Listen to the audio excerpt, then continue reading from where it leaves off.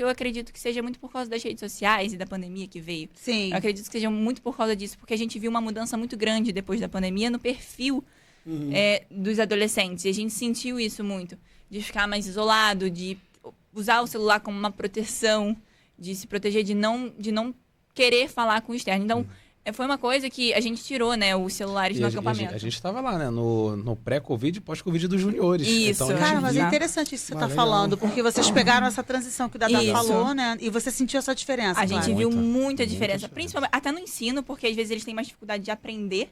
Acho que talvez porque vem tudo tão mais fácil para eles não precisam se esforçar tanto. TikTok, em segundos, tu aprende alguma coisa. Então, eu fui muito resistente ao TikTok, inclusive, mas agora eu estou lá, estou amando. Até para me conectar também, é uma forma de estar conectada com eles. E é engraçado como eu vejo... Entender o que está acontecendo, né? Exato. Chega muito mais rápido dessa forma. Sim. E eles não tinham tanta essa influência. Hoje em dia, eu percebi que no acampamento, e o Ricardo veio me falar isso também, que ele também percebeu. A gente tirou todos os celulares e a gente só levou no ônibus na volta. Então, eles ficaram, um dia e meio sem celular, alguma coisa assim. Não era nem tanto tempo. Tinha um outro que parecia que tava pelado. Tinha umas pessoas que pareciam que estavam em crise de abstinência. Bizarro. Chegavam pra gente... Não, Tia, quando você vai devolver o celular? Tem campo de futebol, tem quadro de vôlei, tem tudo. Em uma hora. Não, tinha jogos lá também, tinha um monte de coisa pra fazer. Na nossa infância, minha mãe tinha que me buscar pra entrar. Tinha que tirar de lá. Tinha que tirar, né? E aí, não que eles não tenham empenho, eles têm um empenho, eles querem fazer. Gente grande. Aquele é muito bom. Todo mundo lá de fora, tira eles lá de dentro. Eles têm um empenho em querer fazer, eles querem muito participar. E isso é uma vontade deles, isso a gente vê. Porém, às vezes tem um bloqueio que veio depois da pandemia, eu sinto muito mais isso. Que veio depois, eles estão mais conectados ali com o mundo, mas ao mesmo tempo completamente desconectados, às vezes, de uma realidade. Para os mais novos, eu acho pior, porque às vezes eles não tiveram esse tanto tempo pré-pandemia vividos quanto os mais velhos. Quanto os mais velhos. Exato. Eles eram mais crianças, então crianças é um pouco mais fácil, né, de lidar.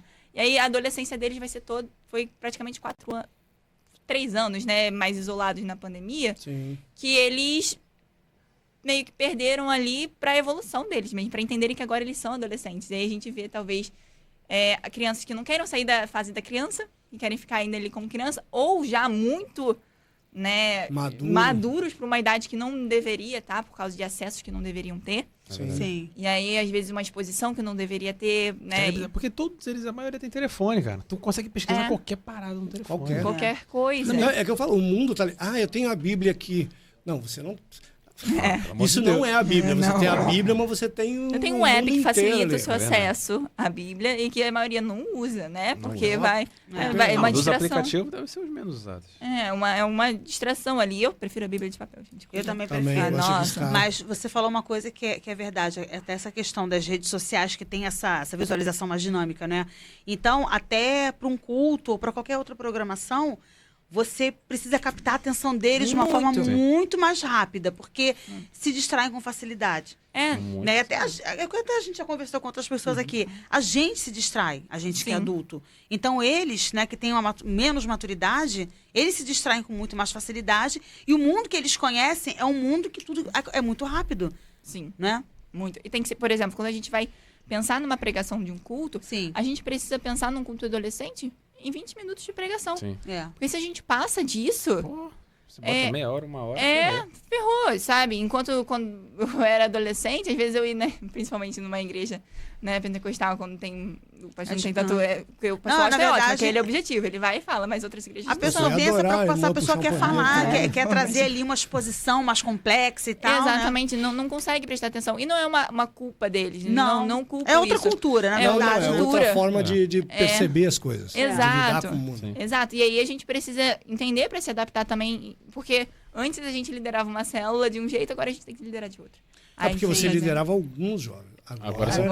Agora são adolescentes que são um grupo maior de idade, faixa etária, né? Expandiu essa faixa etária. E além de E agora eles têm um acesso muito fácil a tudo. Então chega para eles tudo que é de bom e tudo que é de ruim também. Sim, e aí a gente precisa aprender a lidar. Ensiná-los a... Ter o filtro, né? Tipo, como diz Paulo Examinar e tudo, retende o que é bom.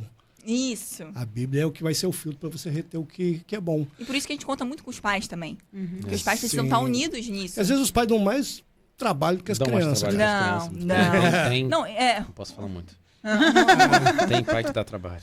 Uma questão também, quando por eu não ser mãe, né? Eu ficava, gente, mas vai ter pai que não vai me escutar. Eu não vou ter voz, né? E não é ter voz, mas tipo, de aconselhar, olha, seria legal fazer isso e tal, e às vezes não iria me escutar.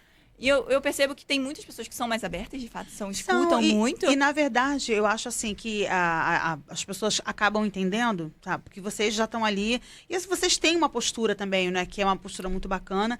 E pro pai é um alívio, porque o filho vai ter alguém que escute.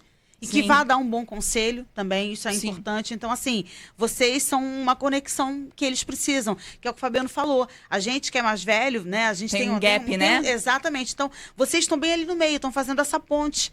Isso é importante, de repente, trazer para os pais, olha, vamos tentar fazer assim, isso é importante. Foi uma conversa que a gente teve com o pastor Austin no início do ano, ou foi no final do ano passado, que a ideia é que esse ano os pais estejam mais próximo possível da gente, para que a gente consiga, sei lá, uma reunião mensal, alguma coisa assim, um café da manhã juntos. Para que a gente consiga tanto expor o que o ministério está querendo fazer, ou trazer questões que a gente está vendo em célula, em cultos, para tentar examinar se isso está acontecendo em casa também, para tentar entender o que está acontecendo com aquele adolescente de uma maneira geral, para a gente trabalhar junto. Gostou desse corte? Então vai lá e assiste esse vídeo na íntegra. E não esqueça de curtir e compartilhar.